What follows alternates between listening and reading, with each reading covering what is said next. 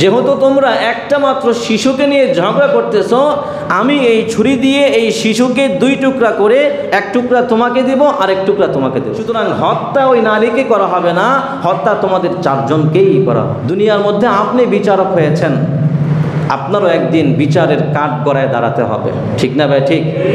আপনার বিচার করার জন্যও একজন বিচারক আছেন, তিনি কে? সে আমিরুল মুমিনিনের সন্তান। তাকে আরও বেশি সচেতন থাকা দরকার ছিল, তাকে আরও বেশি সতর্ক থাকার দরকার ছিল, তাকে আরও বেশি বিনয়ী থাকার দরকার ছিল।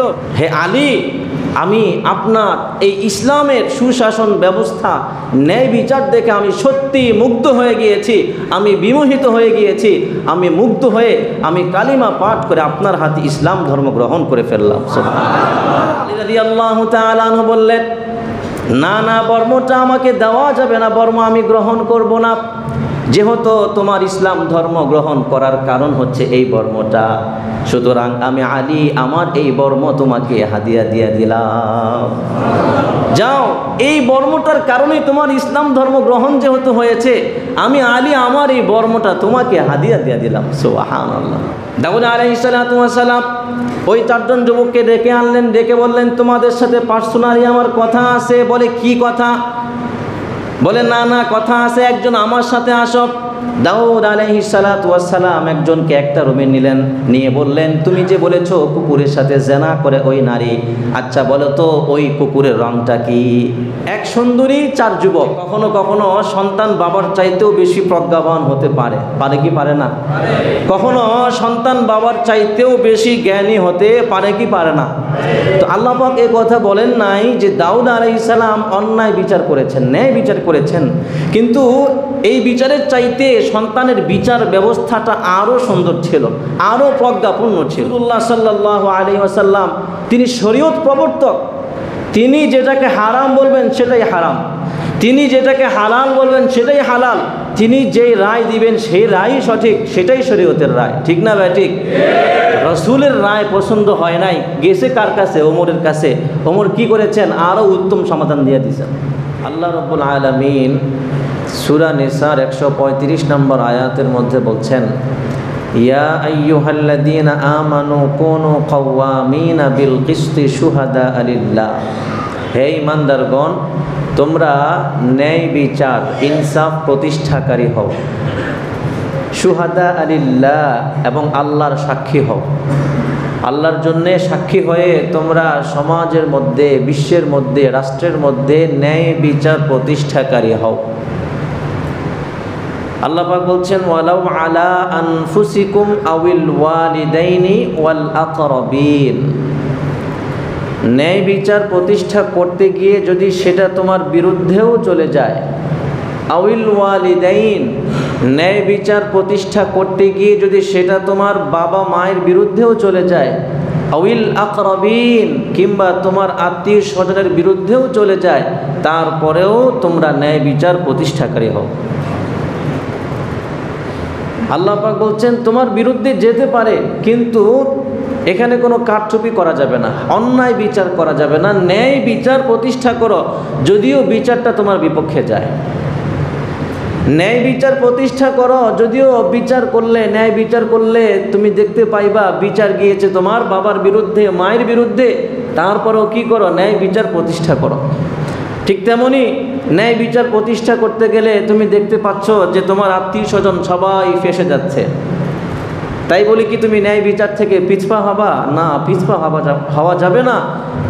ন্যায় বিচার প্রতিষ্ঠা করতে হবে, ন্যায় বিচার কায়েম করতে হবে। ওমর ইবনুল খাত্তাব রাদিয়াল্লাহু তাআলা আনহু, এক বর্ণনায় ওনার সন্তানের সংখ্যা ছিল 11, আরেক বর্ণনায় 13। তো ওনার এক সন্তানের নাম ছিল আব্দুর রহমান। এই আব্দুর রহমান ওনার খেলাফতকালে মিশরে অবস্থান করছিল, আর তৎকালীন সময়ে মিশরের গভর্নর ছিল আমর ইবনুল আস রাদিয়াল্লাহু তাআলা আনহু। তো আব্দুর রহমান, ওমর ইবনুল খাত্তাবের সন্তান আব্দুর রহমান সামান্য মদ পান করে ফেলেছে। এখন মদ পান করলে শরীয়তের বিধান ধার্য করা আছে, তো মদ পান করায় মিশরের গভর্নর আমর ইবনুল আস রাদিয়াল্লাহু তাআলা আনহু তাকে বেত্রাঘাত করেছে। এখন এই যে বেত্রাঘাত করলো আমিরুল মুমিনিনের সন্তানকে, এই বিষয়টা আমিরুল মুমিনিন ওমর ইবনুল খাত্তাবকে একজন ব্যক্তি জানায় বিষয়টা। এখন যে এই বিষয়টা জানিয়েছে, সে জানানোর আগে এই চিন্তা করেছে, যদি আমিরুল মুমিনিনকে তার সন্তান সম্পর্কে এই বিষয়টা জানাই, হয়তোবা তিনি আমর ইবনুল আসের উপর ক্ষেপে যাবেন, রেগে যাবেন। তো যেহেতু জানাতেই হয়, উনি তো পরে জানবেনই। তো ওই লোকটি আমিরুল মুমিনিনকে জানিয়েছেন যে আপনার সন্তান আব্দুর রহমান মদ পান করায় মিশরের গভর্নর আমর ইবনুল আস তাকে বেত্রাঘাত করেছে। তো এই সংবাদ শুনে তিনি তৎক্ষণাৎ আদেশ জারি করলেন, যাও আমার সন্তানকে আমার কাছে নিয়ে আসো, আমার সন্তানকে আমার কাছে এখনই, কাল বিলম্ব না করে এখনই যাও, আমার সন্তানকে আমার কাছে হাজির করো। ওনার আদেশ মোতাবেক একদল প্রতিনিধি গিয়ে তাকে ওমর ইবনুল খাত্তাবের সামনে হাজির করল। হাজির করার পর ওমর ইবনুল খাত্তাব আরও অতিরিক্ত তাকে বেত্রাঘাত করেছেন। সুবহানাল্লাহ পড়েন। আরও কি করেছেন? অতিরিক্ত বেত্রাঘাত করেছেন। তো যে ব্যক্তি এই আশঙ্কা করেছিল যে ওমর ইবনুল খাত্তাব এই বিষয়টা জানলে আমর ইবনুল আসের উপর ক্ষেপে যাবেন, রেগে যাবেন, উনি যখন দেখলেন যে না, আরও উল্টাটা হয়েছে, উনি ওনার সন্তানকে আরও বেশি শাস্তি দিয়েছেন। তো তখন তিনি জিজ্ঞেস করলেন, হে আমিরুল মুমিনিন, কি ব্যাপার? আপনার সন্তান তো শাস্তি পেয়েছে, সে যে অন্যায় করেছে, অন্যায়ের শাস্তি সে পেয়ে গেছে, তো আপনি এক্সট্রা অতিরিক্ত তাকে আবার শাস্তি দেওয়ার মানেটা তো আমি বুঝলাম না। তখন আমর ইবনুল খাত্তাব বললেন যে ওই যে শাস্তি আমর ইবনুল আস তাকে দিয়েছে, এটা দিয়েছে তার অন্যায়ের শাস্তি স্বরূপ, আর আমি এখন যে শাস্তিটা দিয়েছি এটা আদবের জন্য দিয়েছি। সুবহানাল্লাহ। আমি তাকে শিষ্টাচার শিক্ষা দেওয়ার জন্য করেছি, এই শাস্তিটার আয়োজন করেছি। কেন? সে আমিরুল মুমিনিনের সন্তান, তাকে আরও বেশি সচেতন থাকা দরকার ছিল, তাকে আরও বেশি সতর্ক থাকার দরকার ছিল, তাকে আরও বেশি বিনয়ী থাকার দরকার ছিল। এই জন্য আমি কি করেছি? তাকে বেত্রাঘাত করেছি। তাহলে ওমর ইবনুল খাত্তাব রাদিয়াল্লাহু তাআলা আনহুর সন্তানের ব্যাপারে শাস্তি হয়ে গেছে, তারপরেও তিনি কি করেছেন? আবার শাস্তি দিয়েছেন। কেন? সতর্কতার জন্য, শিষ্টাচার শিক্ষা দেওয়ার জন্য, আদব আখলাক শিক্ষা দেওয়ার জন্য। রাসূলুল্লাহ সাল্লাল্লাহু আলাইহি ওয়াসাল্লামের কাছে বনু মখজুমের হাদিসটা আপনাদেরকে শুনিয়েছিলাম। আল্লাহ রাসূল সেখানে কি বলেছেন? লাউ আন্না ফাতিমাতা বিনত মুহাম্মদ, যদি মুহাম্মদের সন্তান, কন্যা সন্তান ফাতেমাও চুরি করত, তাহলে আমি মুহাম্মদ ফাতেমার বাবা হয়ে নিজ হাতে তার হাত কেটে দিতাম। সুবহানাল্লাহ। রাসূলুল্লাহ সাল্লাল্লাহু আলাইহি ওয়াসাল্লাম ন্যায় বিচার প্রতিষ্ঠায় অনড় ছিলেন। আল্লাহর বিধান প্রতিষ্ঠায় কারো কোনো সুপারিশ চলবে? কারো কোনো তেলেশমাতি চলবে? চলবে না। ন্যায় বিচার, ন্যায় বিচার, সেটা চাই আমার বিরুদ্ধে যাক, সেটা চাই আমার বাবার বিরুদ্ধে যাক, মায়ের বিরুদ্ধে যাক, যার বিরুদ্ধেই যাক না কেন, ন্যায় বিচার প্রতিষ্ঠা করতেই হবে। আমর ইবনুল আস রাদিয়াল্লাহু তাআলা আনহুর সন্তান এক ইহুদির সাথে দৌড় প্রতিযোগিতা করেছে। তো তাদের মধ্যে কথা হয়েছিল যে ফার্স্ট হবে সে পুরস্কার পাবে। তো দৌড় প্রতিযোগিতা দেওয়ার পর ওই ইহুদি লোকটা ফার্স্ট হয়, সে জয়ী হয়। এখন সে 1 নম্বর হয়ে গেল কেন? এই জন্য রাগে আমর ইবনুল আসের সন্তান তার 2 গালে কয়টা থাপ্পড় দেয়। তখন ওই ইহুদি ব্যক্তি কিছু বলে নাই, কারণ ওইটা তো তাদের অধ্যুষিত এলাকা, ওখানে কিছু বললে সমস্যা আছে। ডাইরেক্ট চলে আসলো ওমর ইবনুল খাত্তাবের কাছে। ওমর ইবনুল খাত্তাবের কাছে এসে পুরো ঘটনা খুলে বলল যে আমাদের সাথে কথা হয়েছে, যে ফার্স্ট হবে সে পুরস্কার পাবে। তো সেও দৌড় দিয়েছে, আমিও দৌড় দিয়েছি, আমি ফার্স্ট হয়েছে, আমি পুরস্কার পেয়েছি, কিন্তু আমি ফার্স্ট হওয়ায় তার সহ্য হয় নাই, সে নিজেকে সংবরণ করতে পারে নাই, আমার 2 গালে কয়েকটা থাপ্পড় দিয়ে দিয়েছে। ওমর ইবনুল খাত্তাব রাদিয়াল্লাহু তাআলা সঙ্গে সঙ্গে চিঠি লিখলেন এই মর্মে আমর ইবনুল আসের কাছে, এই মর্মে যে হে আমর ইবনুল আস, আমার এই চিঠি তোমার কাছে পৌঁছা মাত্রই তুমি এবং তোমার সন্তান সহ সাথে সাথে আমার কাছে এসে হাজির হয়ে যাবে। আমর ইবনুল আসের কাছে যখন চিঠি যায়, চিঠি যাওয়ার সাথে সাথেই তিনি আর দেরি করলেন না, কাল বিলম্ব না করে তার সন্তানকে নিয়ে ওমর ইবনুল খাত্তাবের কাছে হাজির হয়ে গেলেন। হাজির হওয়ার পর তিনি ওই যে ইহুদি লোকটাকে উপস্থিত করালেন। উপস্থিত করিয়ে বললেন, এই আমর ইবনুল আসের সন্তান তোমাকে যেভাবে যে কয়টা থাপ্পড় দিয়েছে, তুমিও এখন তাকে সেই কয়টা থাপ্পড় দাও। তখন ওই ইহুদি ব্যক্তি ওমর ইবনুল খাত্তাবকে বললেন, ইয়া আমিরুল মুমিনিন, আমি কিভাবে তাকে থাপ্পড় দেই? সে তো উঁচু বংশের লোক। সে কি লোক? সে তো উঁচু বংশের লোক, তার বাবা মিশরের গভর্নর, আমার তো সাহস হচ্ছে না। তখন ওমর ইবনুল খাত্তাব বললেন যে ইসলাম ন্যায় বিচার প্রতিষ্ঠার ক্ষেত্রে উঁচু নিচু বংশ দেখে না। সুবহানাল্লাহ বলে। কে ধনী আর কে গরিব, কে সুন্দর আর কে অসুন্দর, কে লম্বা কে খাটো, কার ক্ষমতা কত বেশি কার ক্ষমতা কম, এগুলো ইসলাম দেখে না। ইসলাম ন্যায় বিচার সকলের মাঝে কি করে? সমানভাবে প্রতিষ্ঠা করে। সুবহানাল্লাহ। এটাই ইসলাম, এটাই ইসলাম। ইসলামের সৌন্দর্য দেখে, ইসলামের সুশাসন ব্যবস্থা দেখে, ইসলামের ন্যায় বিচার প্রতিষ্ঠিত হতে দেখে লক্ষ লক্ষ বিধর্মী ইসলাম ধর্মে দীক্ষিত হয়েছে। সুবহানাল্লাহ। আলী রাদিয়াল্লাহু তাআলা আনহুর খেলাফতকালে উনি ঘর থেকে বের হয়েছেন। তো বের হওয়ার পর এক ইহুদিকে দেখতে পাইলেন যে ইহুদির গায়ে তার বর্মটা, অর্থাৎ যেই বর্ম পরে যুদ্ধে তারা যেতেন, যে বর্ম পরে জিহাদ করতেন, ওনার একটা বর্ম চুরি হয়ে গিয়েছে। তো উনি ঘর থেকে বের হয়ে যাচ্ছিলেন, পথিমধ্যে দেখতে পাইলেন যে এক ইহুদির গায়ে ওনার বর্ম। তো উনি তৎক্ষণাৎ বললেন, হে ইহুদি ভাই, তোমার গায়ে যে বর্মটা এটা আমার। তখন সে বলল, না এটা আমার। তো কথা কাটাকাটি শুরু হয়ে গেল। তো এক পর্যায়ে আলী বললেন, তাহলে ঠিক আছে, আমরা বিচারকের কাছে যাই, বিচারক যেটা ফয়সালা দিবেন সেটাই আমরা মানব। ইহুদি ব্যক্তি বলল, ঠিক আছে আমরা মানব।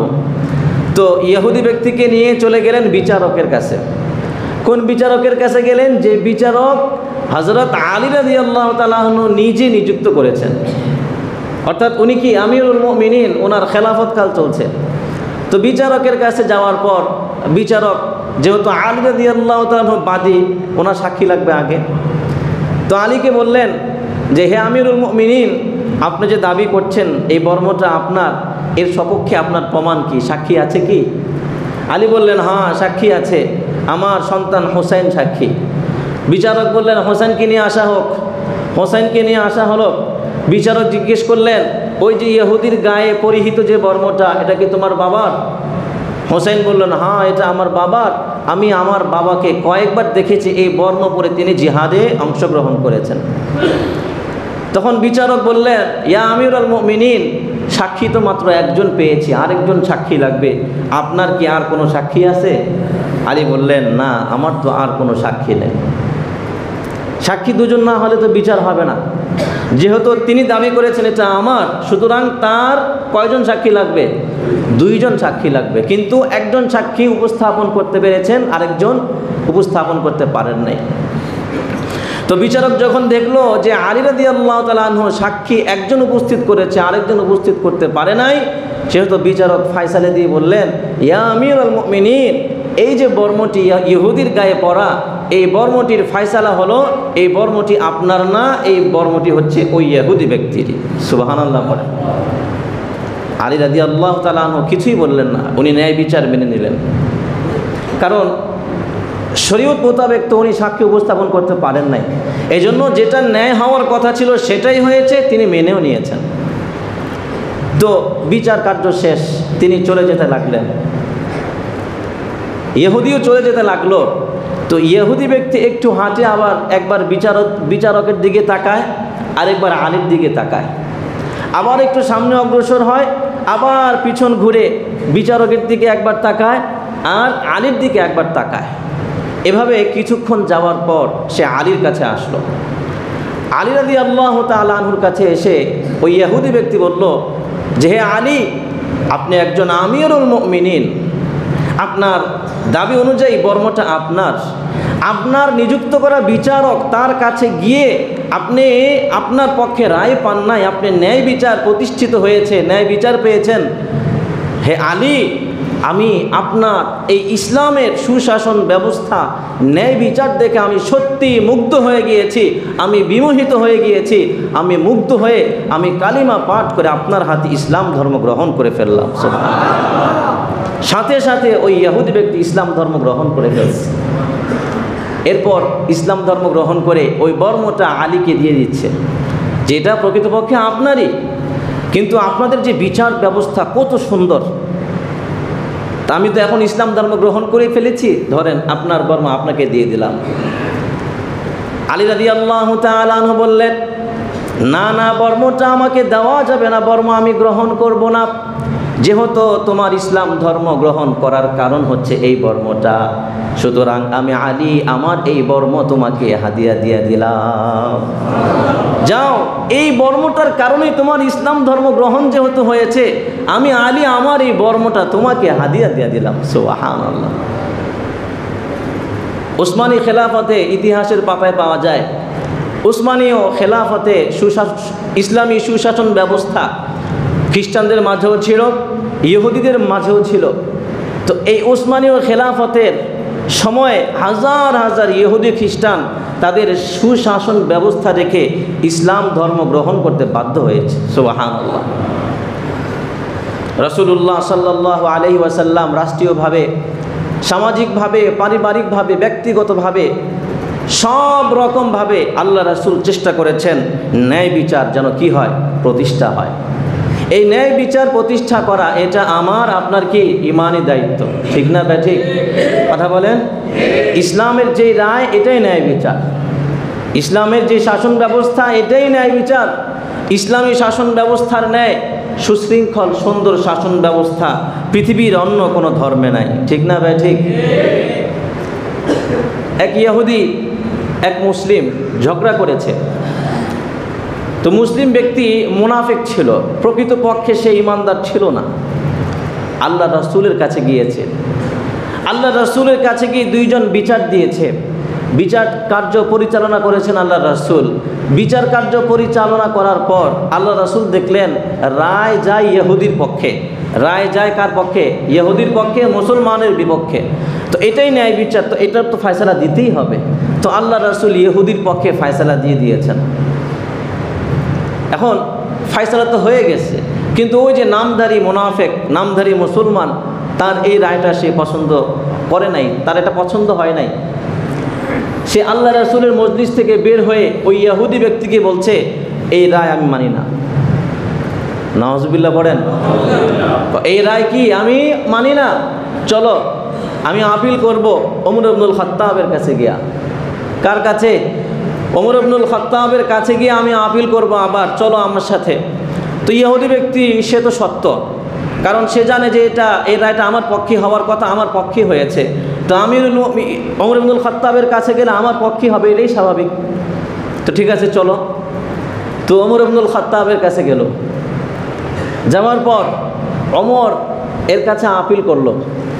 তো আপিল করার পর ইহুদি ব্যক্তি আগে আগে বলল যে আপনাদের নবী মুহাম্মদের কাছে আমরা আগে গিয়েছিলাম, আপনাদের নবী মুহাম্মদ আমার পক্ষে রায় দিয়েছে।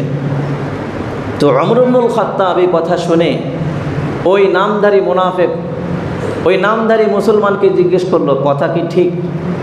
তখন সে বলল, হ্যাঁ ঠিক, মুহাম্মদের রাসূলের কাছে গিয়েছে, কিন্তু এই সিদ্ধান্তটা আমার মনোভূত হয় নাই, আমার মনে হয়েছে এটা আমার পক্ষে হওয়ার কথা।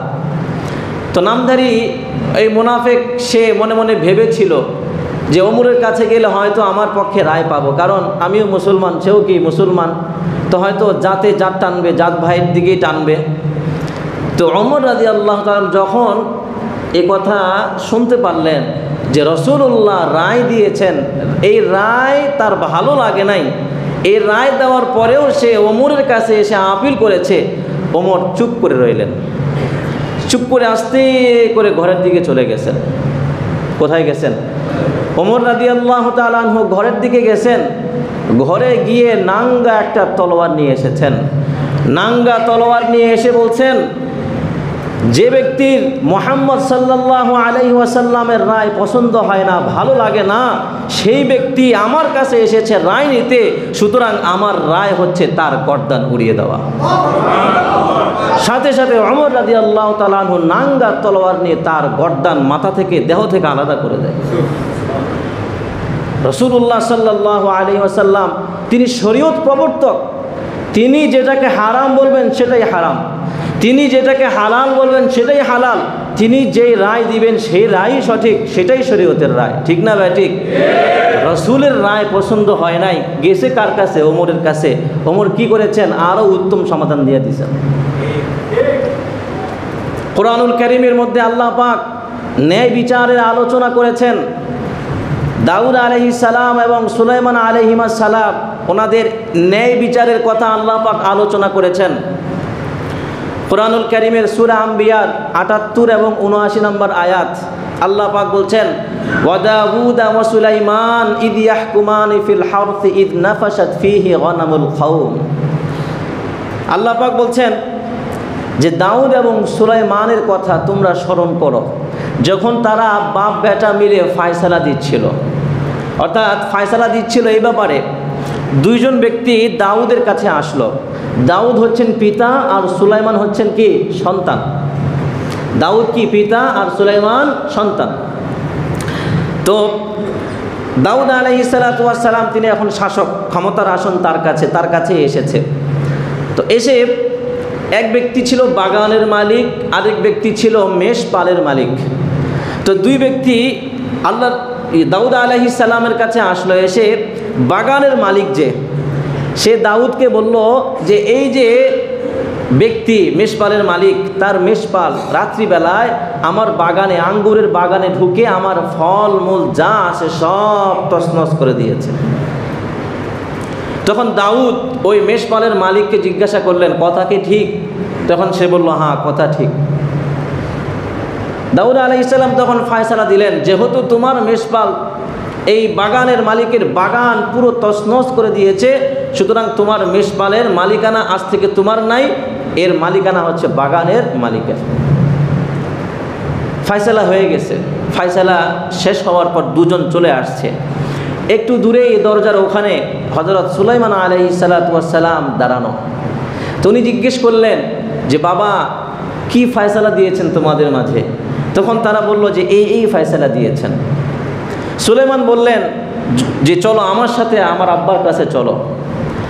তো দাউদ আলাইহিস সালামের কাছে গিয়ে বললেন, হ্যাঁ আব্বা, কোনো সন্দেহ নাই, আমার মধ্যে কোনো সন্দেহ নাই যে আপনি ন্যায় বিচার করেছেন, আপনি ন্যায় বিচার প্রতিষ্ঠা করেছেন, এতে আমার কি নাই, কোনো সন্দেহ নাই। তবে আব্বা, আমার দিলের মধ্যে একটা সুন্দর সমাধান এসেছে, যদি আপনি শুনতেন, শোনার পর আপনার ইচ্ছা, আপনি ফয়সালা দিতে পারেন, নাও দিতে পারেন। দাউদ বললেন যে ঠিক আছে, কি তোমার মনের মধ্যে কি ফয়সালা এসেছে? সুলাইমান বললেন যে আপনি যদি আমাকে ফয়সালা করতে বলেন, আমি এইভাবে ফয়সালা করব যে বাগানের মালিককে মেষপাল দিয়ে দেওয়া হোক।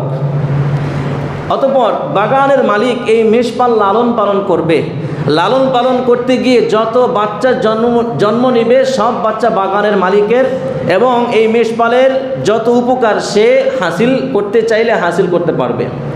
আর বাগানের মালিকের বাগানটাকে দিয়ে দেওয়া হোক মেষপালের মালিককে। দাউদ বললেন, এটা আমার কেমন ফয়সালা? সুলাইমান বললেন, আমার ফয়সালা এখনো শেষ হয় নাই, আমি শেষ করে নেই।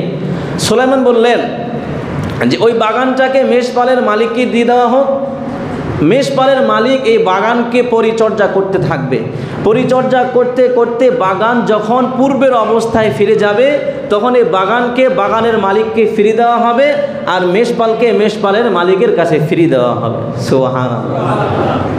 দাউদ আলাইহিস সালামের কাছে এই সিদ্ধান্তটা অত্যন্ত পছন্দ হয়েছে। দাউদ বললেন যে হ্যাঁ, তোমার সিদ্ধান্তই আমি দিলাম। সুবহানাল্লাহ বলেন। আল্লাহ পাক এই কথাই বলছেন, ফাফাহামনাহা সুলাইমান, যে হ্যাঁ, আমি সুলাইমানকে এই বুঝটি আমি দান করেছিলাম, ফলে সুলাইমান এই বিচারটি করতে সক্ষম হয়েছে।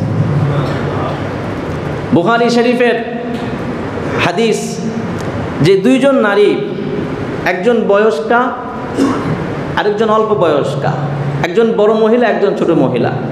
তো দুইজন তাদের কোলে শিশু নিয়ে যাচ্ছিল। তো পথিমধ্যে একটা বাঘ আসে। বাঘ এসে একজনের শিশুকে নিয়ে যায়, কামড় দিয়ে শিকার করে নিয়ে যায়। তো শিকার করে নিয়ে যাওয়ার পরই যার শিশু শিকার করে নিয়ে গেছে সে বলতেছে, তোমার কোলে যে শিশু আছে এটা আমার, তোমার শিশু নিয়ে গেছে, আমারটা নেয় নাই। বুঝেন নাই? আমার কোলেও শিশু আছে, আপনার কোলেও আছে, বাঘ এসে নিয়ে গেছে আমারটা। তো এখন আমি বলতেছি যে তোমার শিশু নিয়ে গেছে, আমারটা নিয়ে যায় নাই, তোমার কোলে যেটা আছে ওইটা আমার, আমার শিশু আমাকে দিয়ে দাও। এই লাগছে ঝগড়া। তো ঝগড়া লাগার পর গেল দাউদ আলাইহিস সালামের কাছে। দাউদ আলাইহিস সালামের কাছে যাওয়ার পর দাউদ আলাইহিস সালাম ফয়সালা দিলেন যে এই বাচ্চাটি হবে বড় মহিলার, অর্থাৎ বাচ্চাটিকে দিলেন কাকে? বড় মহিলাকে দিয়ে দিছেন। তো বিচার শেষ, বিচার কার্য শেষ হওয়ার পর তারা চলে যাচ্ছে। সুলাইমান আলাইহিস সালাম তাদেরকে ধরলেন। তো সুলাইমানকে দেখে তারাও কি করলেন? বিচার দিলেন। কথা বুঝতে পারছেন? মানে এক নারী বিচার দিছে যে এই ফয়সালা হয়েছে, কিন্তু আমার দাবি তো হচ্ছে এটা আমার সন্তান। তো সুলাইমান আলাইহিস সালাম বুদ্ধি করে একটু চিন্তা করলেন, চিন্তা করে একটা বুদ্ধি করলেন। তখন তিনি একজনকে বললেন, যাও একটা ছুরি নিয়ে আসো। কি নিয়ে আসো? একটা ছুরি নিয়ে আসো। ছুরি নিয়ে আসা হলো। সুলাইমান আলাইহিস সালাম বললেন, যেহেতু তোমরা একটা মাত্র শিশুকে নিয়ে ঝগড়া করতেছো, আমি এই ছুরি দিয়ে এই শিশুকে 2 টুকরা করে, 1 টুকরা তোমাকে দেব আর 1 টুকরা তোমাকে দেব। তৎক্ষণাৎ ছোট মহিলা চিৎকার করে কাঁদতে কাঁদতে বলল যে, হে সুলাইমান, হে পয়গম্বর, এই শিশু আমার না, এই শিশু আমাকে দেওয়ার দরকার নাই, এই শিশু এই মহিলাকে আপনি দিয়ে দেন। সুবহানাল্লাহ পড়েন। সুলাইমান আলাইহিস সালাম বুঝতে পারলেন প্রকৃতপক্ষে এই বাচ্চার মা হচ্ছে ছোট মহিলা। কারণ নিজের সন্তানকে যখন সুলাইমান বললেন কেটে ফেলবো, কেটে 2 টুকরা করে দেব, স্বাভাবিকভাবে যিনি মা তার দিলের মধ্যে দাগ কাটবে, তিনি ভয় পেয়ে যাবেন। সুলাইমান বুঝতে পারলেন এই বাচ্চাটা প্রকৃতপক্ষে কার? ছোট মহিলার। তো তিনি তৎক্ষণাৎ ফয়সালা দিয়ে দিলেন যে যাও, এটা প্রকৃতপক্ষে তোমারই বাচ্চা। সুবহানাল্লাহ, বুখারী শরীফের হাদিস। কি বোঝা গেল? যে কখনো কখনো সন্তান বাবার চাইতেও বেশি প্রজ্ঞাবান হতে পারে। পারে কি পারে না? কখনো সন্তান বাবার চাইতেও বেশি জ্ঞানী হতে পারে কি পারে না? তো আল্লাহ পাক এই কথা বলেন নাই যে দাউদ আলাইহিস সালাম অন্যায় বিচার করেছেন, ন্যায় বিচার করেছেন, কিন্তু এই বিচারের চাইতে সন্তানের বিচার ব্যবস্থাটা আরও সুন্দর ছিল, আরও প্রজ্ঞাপূর্ণ ছিল। সুবহানাল্লাহ। সুলাইমান আলাইহিস সালামের যুগের আরেকটি ঘটনা বলবো। এক সুন্দরী 4 যুবক, এক সুন্দরী 4 যুবক। তো এক সুন্দরীকে পাওয়ার জন্য 4 যুবক যুদ্ধ শুরু করেছে। প্রত্যেকেই ওই সুন্দরী নারীর কাছে প্রপোজাল পাঠিয়েছে যে আমাকে তুমি কি করো? বিবাহ করো, আমি তোমাকে ভালোবাসি। তো এই 4 জনের প্রপোজাল ওই সুন্দরী নারী প্রত্যাখ্যান করেছে। তো এখন এই তাদের তো রাগ উঠে গেছে মাথায় যে কি আমরা 4 জন কি করেছি? প্রপোজাল পাঠিয়েছি, আমাদের প্রত্যেকের প্রপোজাল সে প্রত্যাখ্যান করেছে। চলো তাকে আর আমরা দুনিয়ার মধ্যে রাখবো না, আমরা প্রোপাগান্ডা করে মিথ্যা তহমত দিয়ে আমরা তাকে হত্যা করে ফেলব। 7-8 বছর আগে খাদিজা নামক এক নারী, আপনাদের মনে আছে কিনা? ছেলের নাম বদরুল। ওই খাদিজাকে প্রপোজাল পাঠিয়েছে। তো খাদিজা সেটা অ্যাকসেপ্ট করে নাই, গ্রহণ করে নাই, বিধায় প্রকাশ্যে রাস্তায় কুপিয়ে তার মাথা কয়েক খণ্ড করে ফেলছে। মনে আছে আপনাদের? এরপরে এখনও আল্লাহর রহমতে আল্লাহ বাঁচিয়েছেন, ওই খাদিজা এখনও বেঁচে আছে, তবে ভারসাম্যহীন। তো বলছিলাম যে তারা এখন সংঘবদ্ধ হয়ে চিন্তা করলো, এই সিদ্ধান্ত নিল যে যেহেতু সে আমাদের প্রস্তাব প্রত্যাখ্যান করেছে, আমরা তাকে হত্যা করে ফেলব তহমত দিয়ে। 4 যুবক গেল দাউদ আলাইহিস সালামের কাছে। দাউদ আলাইহিস সালামের কাছে গিয়ে বলল, হে পয়গম্বর, হে আল্লাহর রাসূল, অমুক জায়গায় একজন নারী আছে, ওই নারী কোনো পুরুষের সাথে বিবাহ বন্ধনে আবদ্ধ হয় না, ওই নারী কাউকে গ্রহণ করতে চায় না।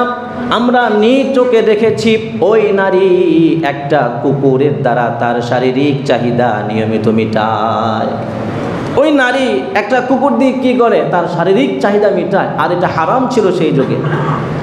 দাউদ আলাইহিস সালাম দেখলেন 4 জন যুবক যেহেতু বলেছে সত্যিই হবে। দাউদ আলাইহিস সালাম ফয়সালা দিলেন যে ঠিক আছে, ওই নারীকে হত্যা করা হবে। এখনও করা হয়নি, করা হবে, ফয়সালা দিয়েছেন, কার্যকর হবে।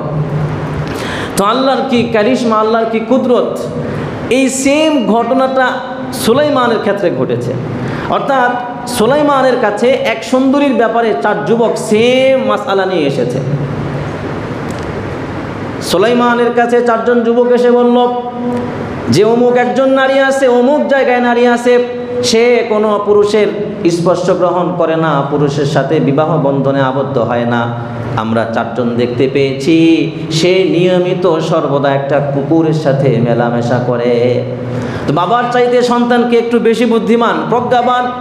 সুলাইমান আলাইহিস সালাতু ওয়াস সালাম তাদেরকে বললেন, ঠিক আছে, তোমরা যেহেতু 4 জন দাবি করেছো ওই মহিলা, ওই সুন্দরী নারী এই কাজ করে, সুতরাং তোমাদের প্রত্যেকের সাথে আমার ব্যক্তিগত একটা বৈঠক হবে।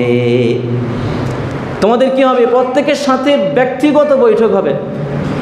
তারা একটু ভয় পেয়ে গেছে, কেন আমরা যেহেতু 4 জন বলছি, আবার ব্যক্তিগতভাবে বৈঠকের কি দরকার? কয় না, দরকার আছে আমার। সুলাইমান আলাইহিস সালাতু ওয়াস সালাম একজনকে একটা রুমে নিয়ে গেলেন, রুমে নিয়ে বললেন, তুমি তো দাবি করেছো ওই সুন্দরী নারীকে তোমরা কুকুরের সাথে জেনা করতে দেখেছো। আচ্ছা বলো তো, ওই নারী যেই কুকুরের সাথে জেনা করে, বলো তো ওই কুকুরের রং কি? বলো ওই কুকুরের কালার কি, শরীরের কালারটা কি? তখন ওই যুবক বলল যে ওইটার কালার ছিল কালো কালার, অর্থাৎ কুকুরটা কি কালো। তাকে এই রুমে রেখে বন্দি করে রাখছে। সুলাইমান আলাইহিস সালাম আবার বের হইলেন, বের হয়ে আরেকজনকে ডেকে নিয়ে আরেক রুমে নিয়ে গেলেন, বললেন, তুমি তো বলেছ যে ওই নারী কুকুরের সাথে জেনা করে, তুমি নিজ চোখে দেখেছো। আচ্ছা বলো তো, যেই কুকুরের সাথে জেনা করেছে সেই কুকুরের গায়ের রংটা কি? তখন ওই যুবক বলল, ওই কুকুরের গায়ের রং হইল সাদা। মিলল? একজন বলছে কালো, আরেকজন বলছে সাদা।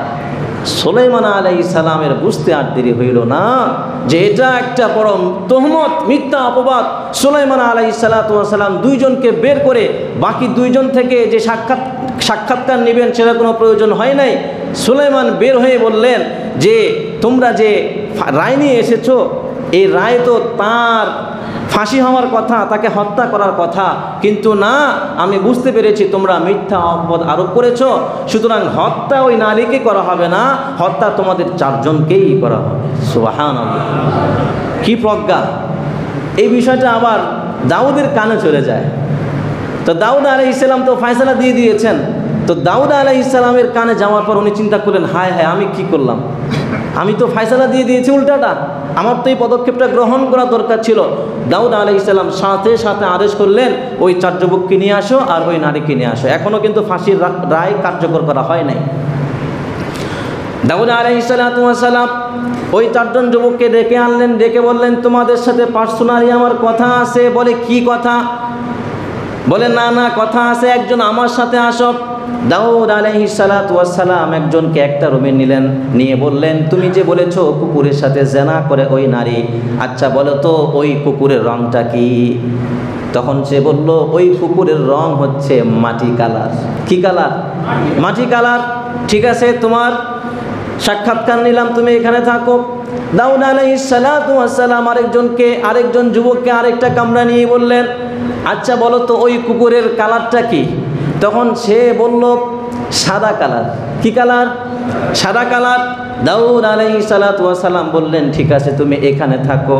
দাউদ আলাইহিস সালাম আরেকজনকে আরেকটা কামরা নিয়ে বললেন, আচ্ছা বলো তো ওই কুকুরের রংটা কি ছিল? তখন সে বলল, কুকুরের রং তো লাল হয়, তাই না?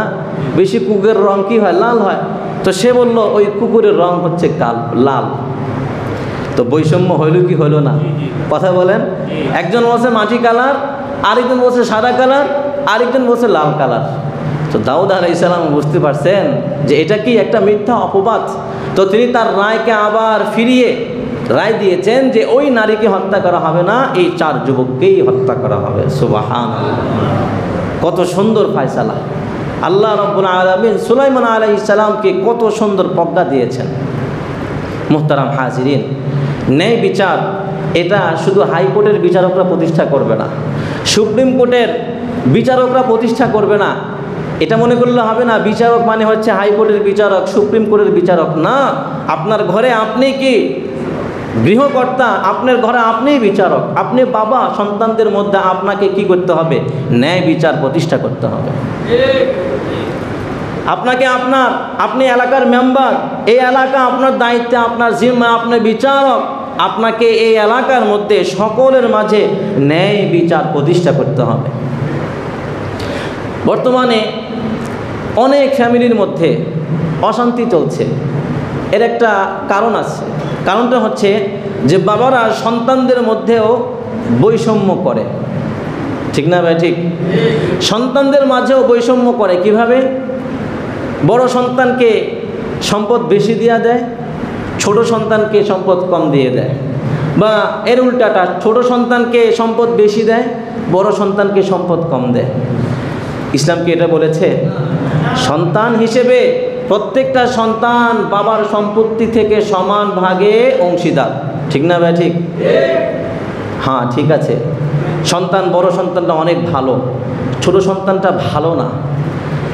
বড় সন্তানের প্রতি আপনার অনেক মহাব্বত, ঠিক আছে, আপনি বড় সন্তানকে মহাব্বত করেন, তার জন্য দিল থেকে দোয়া করেন আল্লাহর কাছে, যায় নামাজে দাঁড়িয়ে, নামাজ পড়ে, চোখের পানি ফেলে তার জন্য বেশি বেশি আপনি দোয়া করেন। কিন্তু যখন শরীয়তের মাসালা চলে আসবে, যখন সম্পত্তি বন্টন চলে আসবে, তখন সন্তানদের মাঝে বৈষম্য করা যাবে না। মুসলিম শরীফের 4073 নম্বর হাদিস, নুমান ইবনে বাশির রাদিয়াল্লাহু তাআলা আনহু বলছেন, আমার বাবা আমাকে তার কিছু সম্পত্তি হাদিয়া দেয়। অর্থাৎ আমার বাবার আরও সন্তান ছিল, কিন্তু তাদেরকে না দিয়ে শুধু আমাকে দেয়। এই দৃশ্য দেখে আমার মা চিন্তা করলেন, আমার মা পেরেশান হয়ে গেলেন, আমার মা অস্থির হয়ে গেলেন। আমার মা বললেন যে আপনি যে আপনার এই সন্তানকে এই সম্পদ দিয়েছেন, আমার মন কেমন যেন অস্থির অস্থির লাগছে। জান্না আল্লাহর রাসূলের কাছে গিয়ে বিষয়টা একটু খুলে বলেন। আল্লাহর রাসূল যদি বলে ঠিক আছে, তাহলে আমার মন শান্ত হবে। নুমান ইবনে বাশির বলেন, আমার বাবা আমাকে নিয়ে আল্লাহর রাসূল সাল্লাল্লাহু আলাইহি ওয়াসাল্লামের কাছে চলে গেল। আল্লাহ রাসূলের কাছে যাওয়ার পর বলল, ইয়া রাসূলুল্লাহ, আমি আমার এই সন্তানকে এই সম্পদ দান করেছি। আল্লাহ রাসূল বলছেন, আফআলতা হাদা বিওয়ালাদিকা কুল্লিহিম। আল্লাহ রাসূল বলছেন, তুমি তোমার এই সন্তানকে যেমন এই সম্পদ দান করেছ, তোমার তো আরও সন্তানাদি আছে, অন্যান্য সন্তানের ক্ষেত্রে কি তুমি এমন আচরণ করেছ? তখন বাবা বলল, না। আল্লাহ রাসূল তৎক্ষণাৎ বললেন, ইত্তাকুল্লাহ, আল্লাহকে ভয় করো। আল্লাহ রাসূল তৎক্ষণাৎ বলেন, ইত্তাকুল্লাহ, আল্লাহকে ভয় করো। ওয়াদিলু ফি আওলাদিকুম, সন্তানদের মাঝে ন্যায় বন্টন করো, ন্যায় বিচার প্রতিষ্ঠা করো। সুবহানাল্লাহ পড়েন।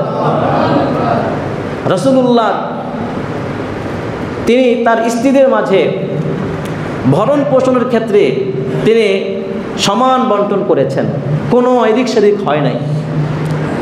কিন্তু একবার আল্লাহ রাসূল বললেন, আল্লাহ, আমি তো ভরণ পোষণ সব সমানভাবে বন্টন করছি, কিন্তু একটা বিষয় আমি সমানভাবে করতে পারছি না, আর ওই বিষয়টা আমার হাতেও নাই, ওই বিষয়টা তোমার হাতে, ওটার মালিক তুমি।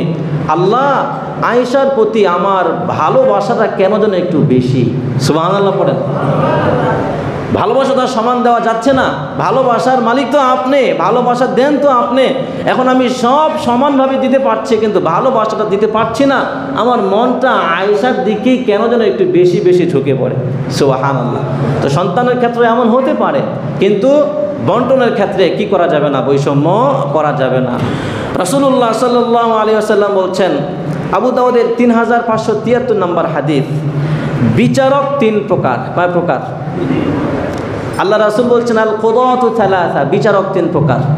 ওয়াহিদুন ফিল জান্নাহ, এক প্রকার যাবে জান্নাতে। ওয়া ইসনানি ফিন নার, আর দুই প্রকার বিচারক যাবে ডাইরেক্ট জাহান্নামে। আল্লাহ রাসূল বলছেন, ফাআম্মাল্লাযী ফিল জান্নাহ, যে বিচারক জান্নাতে যাবে তার পরিচয় কি? ফারাজুলুন, ওই বিচারক এমন লোক, আরাফাল হাক্কা, সত্যকে জেনেছে, ফাকাদা বিহি, এবং সত্য অনুযায়ী ফয়সালা দিয়েছে। সুবহানাল্লাহ পড়ে। তাহলে এই ব্যক্তি কোথায় যাবে? জান্নাতে যাবে। ওয়ারাজুলুন, আর দুই ব্যক্তি যাবে কোথায়? জাহান্নামে। আল্লাহ রাসূল বললেন, ওয়ারাজুলুন আরাফাল হাক্কা ফাজারা ফিল হুকমি, যে দুই ব্যক্তি জাহান্নামে যাবে তাদের মধ্যে প্রথমজন ওই ব্যক্তি যে ব্যক্তি সত্যকে জেনেছে, কিন্তু সে বিচারের ক্ষেত্রে ন্যায় বিচার প্রতিষ্ঠা করে নাই, অন্যায় বিচার করেছে। ফাহুয়া ফিন্নার, এই বিচারক যাবে কোথায়? জাহান্নামে। দ্বিতীয় প্রকার আল্লাহ রাসূল বলছেন ওয়ারাজুলুন কাদা লিন-নাসি আলা জাহলিন, অক্ষর জ্ঞান কিছুই নাই, কিভাবে বিচার করতে হবে এই জ্ঞানটাও তার নাই, কিন্তু ক্ষমতার জোরে চেয়ার নিয়ে বসে গেছে।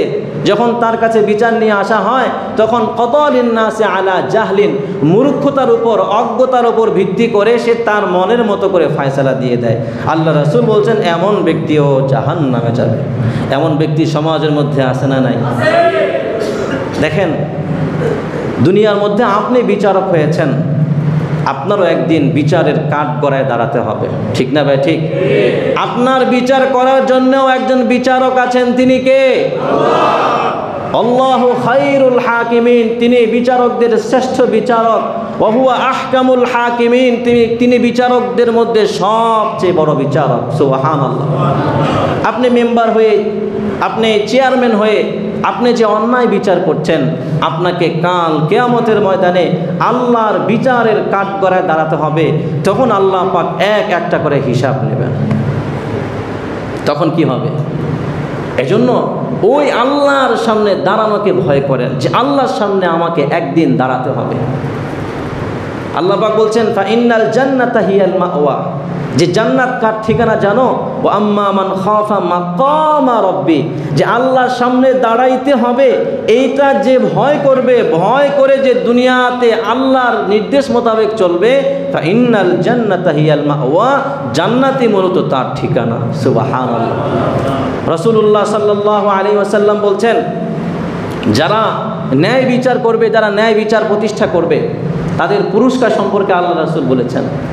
মুসলিম শরীফের 6415 নম্বর হাদিস, আল্লাহ রাসূল বলছেন ইন্নাল মুকসিতিনা আলা মানাবিরা মিন নূরিন আন ইয়ামিনির রহমান, যে দুনিয়ার মধ্যে যারা ন্যায় বিচারকারী আছে, যারা ন্যায় বিচার করবে, তারা কাল কিয়ামতের ময়দানে আল্লাহর ডানে থাকা নূরের চেয়ারে তারা আসীন থাকবে। সুবহানাল্লাহ। আল্লাহর ডাইনে কি থাকবে? নূরের চেয়ারে তারা সমাসীন থাকবে। সুবহানাল্লাহ। কত সম্মান আল্লাহ পাক দিবেন। আল্লাহ রাসূল বলছেন যে কাল কিয়ামতের ময়দানে কোনো ছায়া থাকবে না আরশের ছায়া ব্যতীত।